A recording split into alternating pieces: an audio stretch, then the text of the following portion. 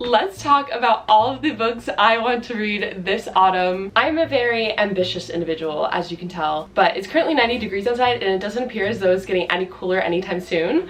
So I need to be delusional somehow, and escapism is the way I'm choosing. Also, let's talk about my change in scenery. As you can tell, I've got bookshelves now. No more book stacks. It was the end of an era, but the start of an even better one if you ask me. I am currently sweating. Oh goodness. Let's do the intro last, truthfully.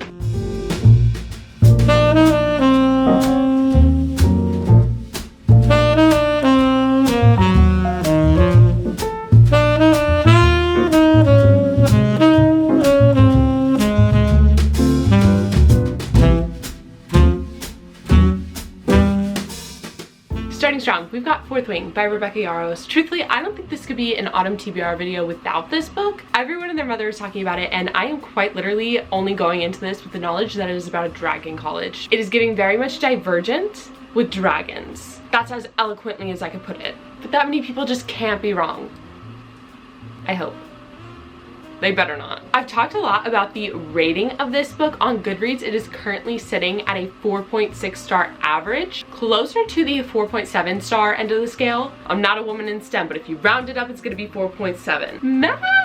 I am equal parts intrigued and intimidated by this book. I do not want to be in the minority when it comes to this book. I want to be one of the girlies. I'm also unsure whether or not this ends on a cliffhanger, so I may read it once Iron Flame, the second book in the series, comes out. Also, is no one gonna tell me that the trainer is the love interest? Let's talk about it. The synopsis doesn't give much, but it does give us the iconic quote, "A dragon without its rider is a tragedy, a rider without its dragon is dead." Count me in. I actually would be one of the first people, if not the first person, to die in the Hunger Games, so maybe not. But the spirit's there. Then we've got Divine Rivals by Rebecca Yarros. It's giving YA. It is YA. To my understanding, this is an academic rivals to lovers. When two rival journalists find love through a magical connection, their fate depends on their facing the depths of hell. Together. Count me out. Not me. He's a man. Make him pay his dues. All 18-year-old Irish widow wants to do is hold her family together. Oh. Too soon. Too soon! Ah! With a brother forced to fight on behalf of the gods now missing from the front line, and a mother drowning her sorrows. Oh! This girl is going through it! Maybe a trip to therapy before? Ah! But when Iris's letters to her brother fall in the wrong hands, those of the handsome but cold Roman Kit, her rival at the paper, an unlikely magical connection forms. Oh, not the typewriters in tow. Girl, that's like 50 pounds. Is the mathing? It's too much. We're packing light, okay? Is it necessary? Yeah, an epic enemies to lovers fantasy novel filled with hope and heartbreak and the unparalleled power of love. Oh, ah! So this is the Fairy Loot exclusive of Divine Rivals. So in it, okay, consider me influenced. So I'm not gonna read this copy of it just because it is a special edition. So I think I'm gonna read it on Kindle Unlimited. Is it on Kindle Unlimited? I am not buying a $10 copy of this book. Immediately, no. Oh, it is! Ah! A win for the poor girlies! Yes! So the next book in the series is called Ruthless Vows, I believe. I'm not sure whether or not this ends on a cliffhanger. If you read Divine Rivals by Rebecca Yarros, let me know if I should read it now or wait until the second book comes out. I've already read one book with a cliffhanger this year, and that's where I cap it. Oh, she's so pretty. Oh, he's pining. It's just gonna do it for me every time. They're so cute together. Okay, so one of the authors on the back as an endorsement wrote, "Rich and romantic, if stories had sense, this one would smell like a mug of black tea, the ink ribbons of a typewriter, and that addictive spice called enemies to lovers." And tell me this does not reek autumn. So I think Fourth Wing may be a 4.5 star read, but I definitely think Divine Rivals is going to be a 5-star read. I've got such a good lineup. Then we've got Once Upon a Broken Heart by Stephanie Garber. What is this about? We're gonna read the synopsis together. So it says, how far would you go for happily ever after? Evangeline Fox has always believed in true love and happy endings until she learns that the love of her life will marry another. Oh my god. No way! Shut up. Let's talk about it. One of my absolute favorite tropes of all time. The pining and angst is otherworldly. It is insane. We don't talk about it enough. We are all well aware at this point that I am a second chance romance girly, but then you add in a speak now moment. Oh my god! I'm starting the playlist. There is no way this book isn't Speak Now Taylor's version coded. Oh my god!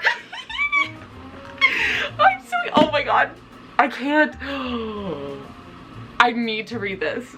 Yesterday. Literally yesterday. I need to sort out my priorities. Okay, Miss Hermione Granger. There's no way. I want to look at everyone else's playlists so bad to get the vibes, but I can't. It'll spoil the book. Say what you want to say, but looking at a playlist or Pinterest board before you read the book is wild, okay? What should I title this? I'm just gonna title it Once Upon a Broken Heart. Should I also add Enchanted? I did it. Oh my god. Desperate to stop the wedding, Evangeline. Oh! Is the man she's trying to stop from getting married not the love interest? That's so sad. I was so excited for this trope. Oh my god. Okay, but all isn't lost. That's all I'm gonna say. I still think there's a lot of tension that could take place between the two of them. But she soon discovers that bargaining with the Prince of Hearts is a dangerous game.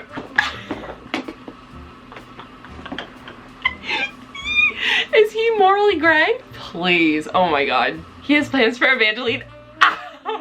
Have plans for me. Me next, me next. Plans that will either end in the greatest happily ever after or the most exquisite tragedy. What does that even mean?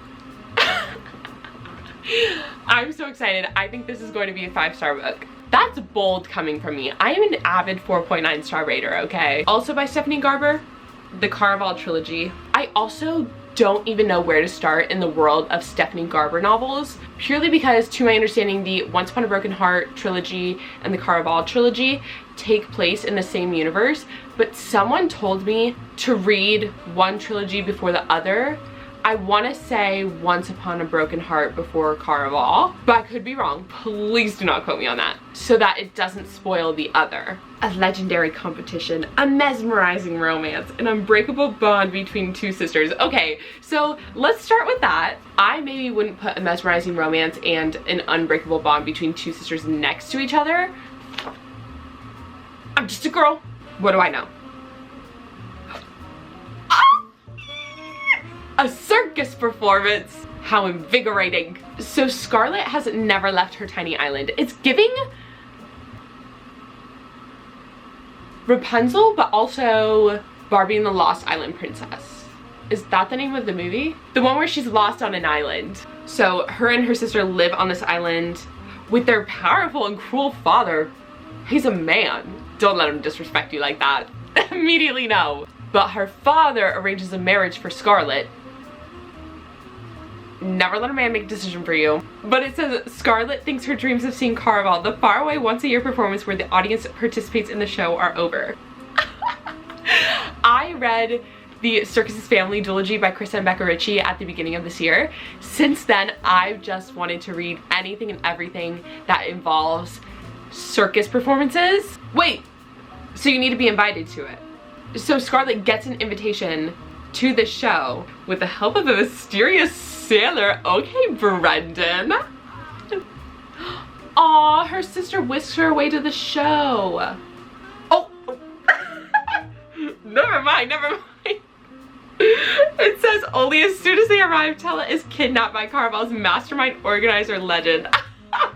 Girl, Karma is not your boyfriend. What did you do? That bad juju is coming around, okay? There's no way she's innocent. She wanted to go to the show, but now she's becoming a part of the show. She better receive compensation for this. Whoever finds her first is the winner. I am notorious for connecting literature that is nothing alike to one another, is giving Harry Potter Goblet of Fire. I said what I said. Scarlett has been told that everything that happens during Caraval is only an elaborate performance, but she nevertheless becomes enmeshed. What does that even mean? I've never seen that word before. Enmeshed. Caused to become entangled in something. I definitely could have used my context clues for that one. In a game of love, heartbreak, and magic with the other players in the game. So does the audience have to... Oh! Is this legal? Girl, and whether caraval is real or not, she must find Tilla before the 5 nights of the game are over. A dangerous domino effect of consequences is set off, and her sister disappears forever. Girl, maybe you should pursue legal action. Where's your lawyer? If I read the synopsis for the next book, will it spoil this book? I wanna know! I wanna read it so bad. But essentially, I'll be reading both of these. They were on the buy one get one 50% off table at Barnes, so that's why I don't own the third book, but I'm very excited about these. Wait, do they find her sister at the end of that book? Or does it span throughout all 3 of the books? I guess I'll have to read it and find out. Then we've got the Inheritance Games trilogy. I think I am the only person on the planet that's yet to read this series. I truly have no concept of time because back when the final Gambit came out, I told myself I'd just suck it up and buy the hardback because I didn't want to wait a year to read the entire series just so I could read it all as paperback. Yet alas. But I own them all in paperback now, so once again, I've got no idea what this series is about. It's giving Money Money by ABBA. To my understanding, some girl that is in no way related to this man gets an inheritance. Billions! Do you know how many Eras tour tickets you could buy with that? You could be front row at least 3 shows. 4 if you're lucky. Avery Graham's... All I can think of is that one audio on TikTok. I don't think anyone knows what I'm talking about. But I saw an Inheritance Games edit a couple of months ago, and the audio was pretty popular. Maybe it was just me. Avery Grahams has a plan for a better future, survive high school, win a scholarship, and get out, but her luck changes in an instant when billionaire Tobias Hawthorne dies and leaves her virtually his entire fortune. The women win again. It's getting dark. I think it's gonna rain.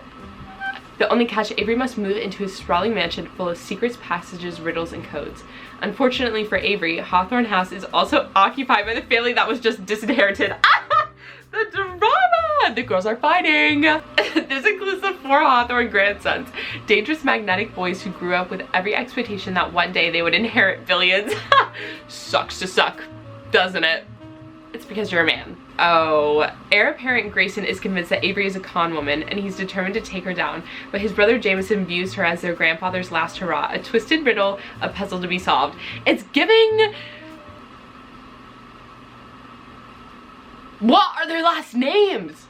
The Fisher brothers. It's giving Conrad and Jeremiah. Poor girl is fighting for her life. She can't catch a break. Once again, I'm not going to read the synopsis of the next 2 books purely because I don't want to spoil it, even though I'm almost positive I know who she ends up with.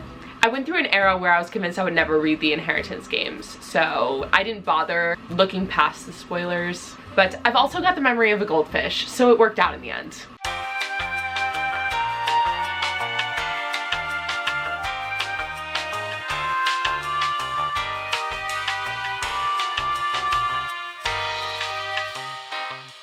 Then we've got the Mindfuck series by St. Abbey. Once again, I am equal parts intrigued and intimidated by this one, purely because the Goodreads ratings are once again insane.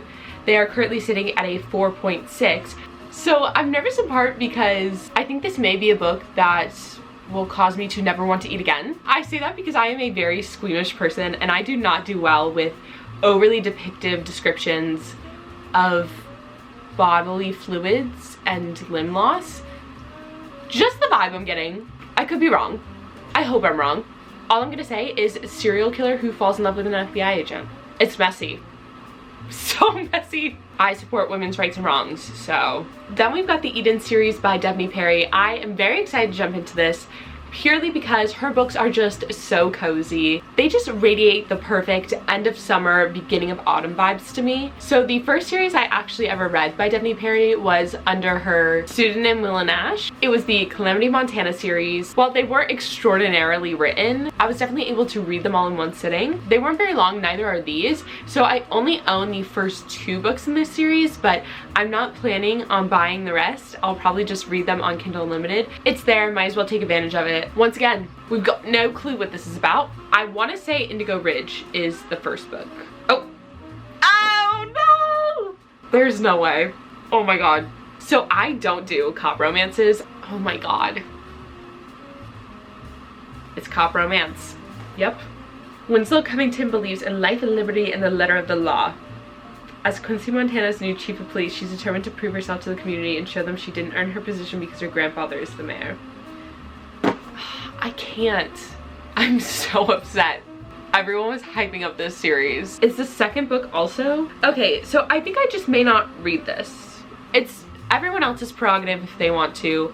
I personally can't look past it, so I think I'm just going to skip Indigo Ridge.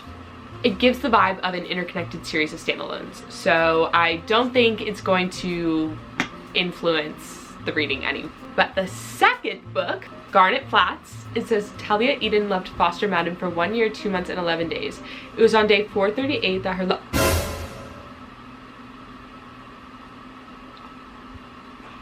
Oh my god! There's no way. Immediately no. It was on day 438 that her love died. I thought, okay, he's actually dead. She's a widow. No! Even worse. The day he chose to marry her best friend. Girl, divorce, babe. Divorce. The day she vowed never to think of Foster again. No. No! What? I don't think this series is gonna be for me. I'm too enraged. She better not take that man back. I think she's going to. Until years later when he has the audacity to show up in her small hometown of Quincy begging for her help. Karma is not your boyfriend, sir. What is she doing? The ink on his divorce papers is barely dry, yet he comes armed with apologies and promises. She knows it's all a ploy. Foster is the king of games and secrets, but he's got delusions the size of but he's got the delusions the size of Montana. If he thinks she'll help him train for a world championship fight. Girl, what? Where did he get that? How you get him is how you lose him. He's gonna divorce you next, babe. I can't. That is insane. I personally could never. Men don't get second chances. I can't defend her. It is a woman's wrong I just cannot support. Girl, what are you? I need to take a breather. That upset me so much. Where are her friends? Why is no one stopping her? Girl, those are not your people. Then we've got the Me Before You trilogy. I think I'm just in the mood to break my own heart. So there is a movie based on the books. I've never seen that. So essentially Louisa takes a job working for Will, who's wheelchair bound after an accident. She's straight up with the man, as she should be. So it says Will has always lived a huge life, big deals, extreme sports, worldwide travel, and he is not interested in exploring a new one. But, and I quote, Lou refuses to treat him with kid gloves, and soon his happiness means more to her than she expected. I'm not sure whether this has a happy ending or not. The synopsis makes it sound like it does, but oh, I just spoiled it. Why would you do this? Well, apparently they don't get a happy ending, but once again it's just radiating cozy autumn vibes. I can cry in my cup of tea. Then we've got the Shatter Me series. I've got no idea what this is about, but my sister got it for me for Christmas and I am so excited. Once again, also intimidated. Let's see. Oh no, not a big 3.8 stars on Goodreads. Is this one of those series where people tell you it isn't going to get good until the third book? Juliet hasn't touched anyone in exactly 264 days. Okay, interesting. Weird. The last time she did, it was an accident, but the reestablishment locked her up for murder. Innocent until proven guilty, okay? No one knows why Juliet's touch is fatal. As long as she doesn't hurt anyone else, no one really cares. Ouch. The world is too busy crumbling to pieces to pay attention to a 17-year-old girl. Diseases are destroying the population, food is hard to find, birds don't fly anymore, and the clouds are the wrong color. Why is this so depressing? The reestablishment said their way was the only way to fix things, so they threw Juliet in a cell. Girl, get your lawyers. Now, so many people are dead that the survivors are whispering war, and the reestablishment has changed its mind. Maybe Juliet is more than a tortured soul suffered in a poisonous body. Not the... Are they gonna use her? Maybe she's exactly what they need right now. Juliet has to make a choice. Be a weapon or be a warrior. I low-key vibe with it. What if the girlie's saying? Oh, all of my mutuals are rating this like 2 or 3 stars. Okay, Carly Fortune rating this 5 stars. This is not a dystopia, it is a romance. Count me in, okay? That was not the take you thought it was. Oh no. What is the third book? Ignite Me. We're gonna see what that's rated. No, it isn't. Did I put these in the wrong order?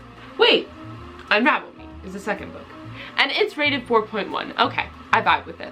Okay, so the ratings are getting better the more you get into the series. Oh, except for Stormy. Okay.